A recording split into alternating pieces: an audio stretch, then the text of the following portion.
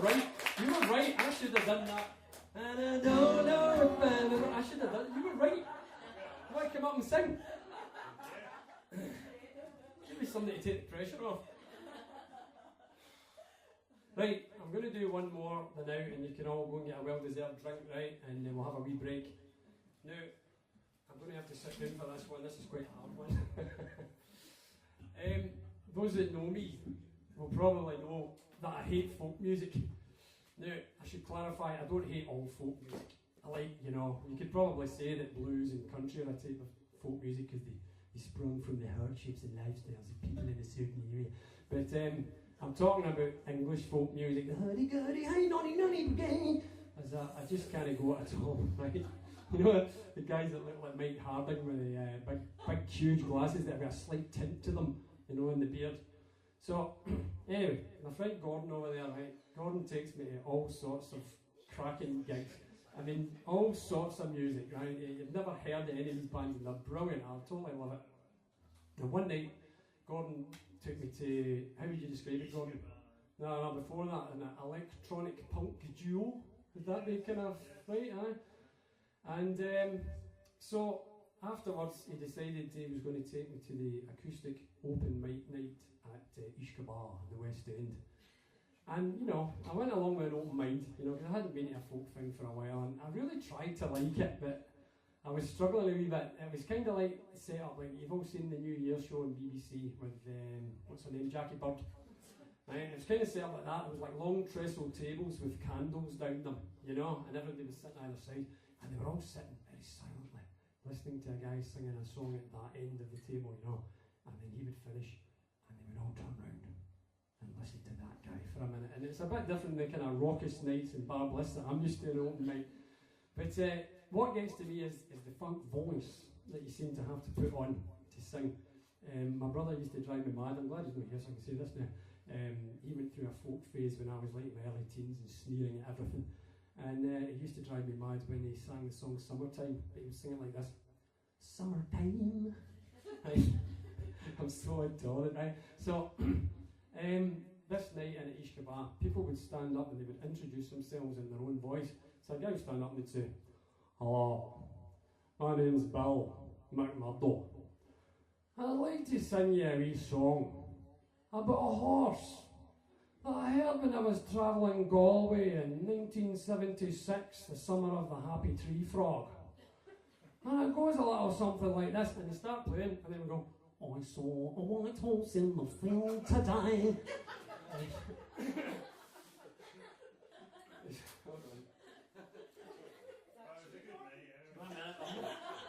I'm not finished. Now, this is going somewhere, by the way. So, the next day I was working up in Oban, I think, and I was under loads of pressure. I was running about mad all day trying to keep ahead of 4 or 5 different trades all working at once. And you know that way when you're dead busy and you're kind of singing a song in the back of your head?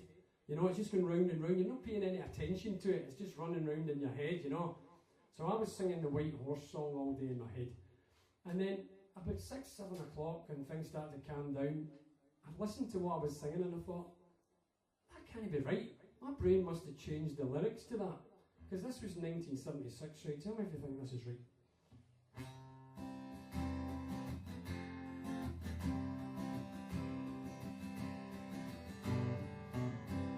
I saw a white horse in the field today. He said, "Would you like to come home with me?" He said that he'd like to come watch some TV, 'cause he'd missed the X Factor most recently. Well, that can't be right. Well, does anybody else's brain do this? This happens to me all the time. Exactly, that's what I'm saying. My brain had made this up. It kind of puts me in mind of a time when I used to go out and get mad drunk on a Friday night and I was a student, and then working Asda stacking shelves on Saturday morning. And I remember waking up one Saturday morning with 3 bars of the fire on. Remember the fire with the bars on? It was roasting, right? My leather biker's jacket done up to there, right? My big huge baseball boots still on and still laced up, but my skin tight poured into jeans off. How I did it, I'll never know. But as I was waking up, I had the song Pink Floyd, Comfortably Numb, going round and round my head. You know the song, I have become, you know. And I was really enjoying listening to it in my head as I was kind of drifting awake. And then I thought, something was not right here. And it got to the chorus, everything was the same music, the same sounds. But then it went, I have become comfortably spam. This is just my brain, this is what happens to me. So anyway, the point of all this nonsense is, right, this next song is about as close to folk music as I get. It's a Mark Knopfler song, and it's a kind of narrative tale about two hobos in America. And what happens is, it's Christmas Eve and they're freezing cold, so they jump on a freight train heading for Florida. Excuse me. And while they're on the train, they drink a bottle of something called Ragpicker's Dream, which basically makes them hallucinate the Christmas they'd like to be having. So all of a sudden it's all families and eating in restaurants and things. And then towards the end of the song, reality starts to kick in, and they have a fight and they get beaten up and arrested and things. It's a lovely song. And it's also a Christmas song since we're getting close to Christmas. So, okay. Any more explanation needed? I don't think so. Right.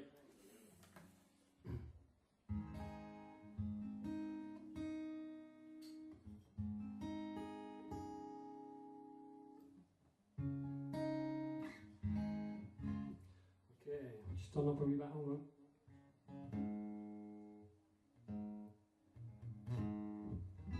Okay. It's called The Ragpicker's Dream.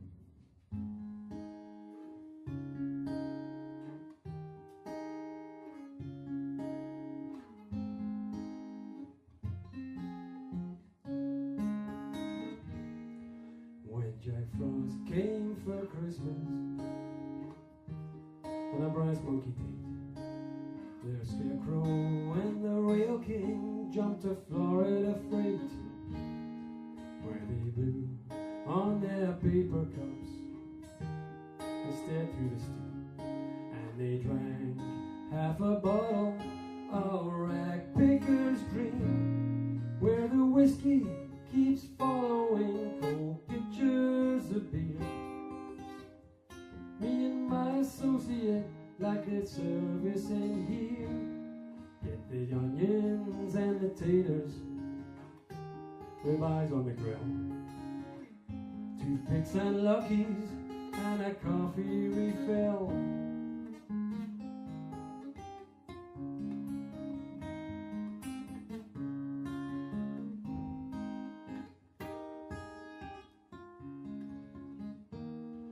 Well, the Rail King lay rocking, he's leaving the ground. Then he flew just like Santa Claus over the town, where he came to a window of a house by the street. Was a family Christmas in the Ragpicker's Dream. There were kids at the table, all aglow in the light. Music in the wintertime sure carries at night. There was turkey and gravy, pie and ice cream, and gifts for each and every one in the Ragpicker's Dream, where the red eye keeps tumbling in our glasses of beer. Me and my associate like a service in here. Here's a 10 for your trouble, your beautiful hair. Make the last one 2 doubles, it's a cold one out there. Well, the Scarecrow and the Rail King, they started to dance, but a nightstick and a billy club won't give peace a chance. Well, I think they went that away, the song and dance team. Heading home for the holidays in the Ragpicker's Dream. On his knees like a fighter,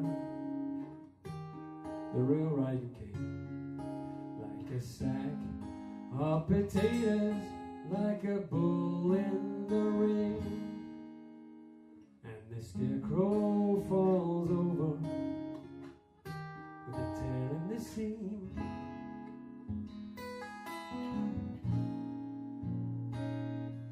Home for the rover in the rag picker stream, where the red eye keeps tumbling in our glasses of beer.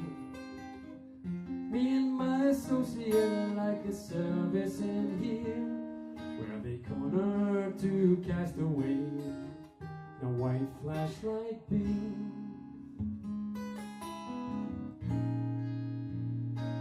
But it was a Merry Christmas and happy days in the rag picker stream.